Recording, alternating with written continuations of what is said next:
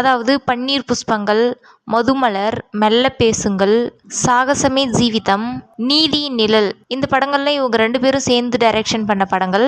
அதுக்கப்புறமா இவங்க 2 பேருமே தனித்தனியாக பிரிஞ்சு படங்கள் டைரக்ஷன் பண்ண ஆரம்பித்தாங்க.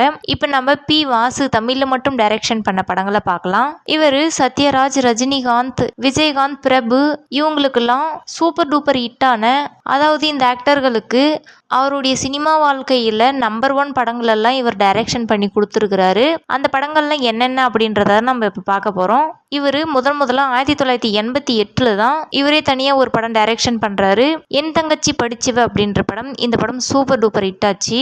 அடுத்து 1989 3 படங்கள் டைரக்ஷன் பண்ணியிருக்கிறாரு. பிள்ளைக்காக அப்படின்ற படம். இந்த படம் சூப்பர் டூப்பர் ஹிட் படம். அடுத்த பொன்மனச் செல்வன் அப்படின்ற படம். இந்த படம் கருணமயூரி அப்படின்ற ஒரு கன்னட படத்தினுடைய ரீமேக் தான். இந்த வீடியோ நீங்கள் முழுசாக பார்க்கணுன்னா கீழே லிங்க் கொடுத்துருக்கேன், கிளிக் பண்ணி பாருங்கள்.